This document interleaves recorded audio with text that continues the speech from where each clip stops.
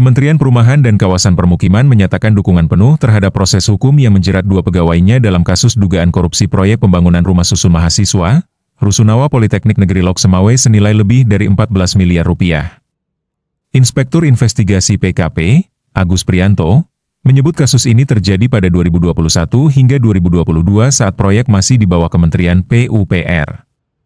Ia menegaskan bahwa hukum harus ditegakkan secara adil, meski yang terlibat adalah bagian dari internal kementerian. Agus juga menyatakan keprihatinan atas kasus ini dan menegaskan komitmen PKP untuk memperkuat budaya integritas. Pegawai yang melanggar akan dikenai sanksi, sementara yang taat aturan akan dihargai. Sebelumnya, Kejari Lok Semawe menetapkan TFR dan BY sebagai tersangka dan menahan mereka selama 20 hari ke depan guna kepentingan penyidikan.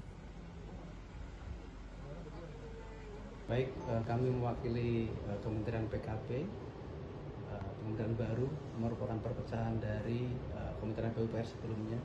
Jadi kami sampaikan peristiwa ini tahun 2021-2022, jadi masih di bawah naungan Kementerian PUPR. Sesuai dengan agenda hari ini kami berkoordinasi kelembagaan dengan Kejaksaan Negeri Lok Semawe bahwa Kementerian PKP, Perumahan dan Kawasan Permukiman mendukung penuh upaya penindakan penegakan hukum yang dilakukan oleh Kejaksaan Negeri Lok Semawe kepada pegawai Kementerian PKP secara adil dan sesuai dengan peraturan undang-undang.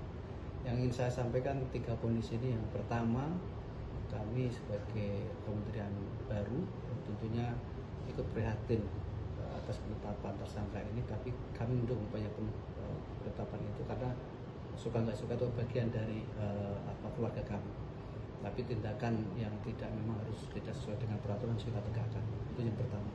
Kedua, menteri kami, Kementerian Perumahan dan Kawasan Permukiman berkomitmen penegakan integritas kepada seluruh pegawai yang melanggar dikenakan sanksi, yang taat dapat penghargaan. Sudah komitmen kami dan kehadiran kami ditugaskan beliau untuk merupakan suatu wujud dukungan kuat mendukung apa yang dilakukan oleh Kejaksaan. Yang ketiga, ini pembelajaran buat kementerian baru nanti, tentang kita bahwa seluruh pegawai harus taat, harus berintegritas. Jadikan ini sebagai pelajaran buat seluruh pegawai bahwa tidak ada celah untuk tidak berintegritas. Yang melanggar integritas harus ditegakkan hukumannya. Itu aja.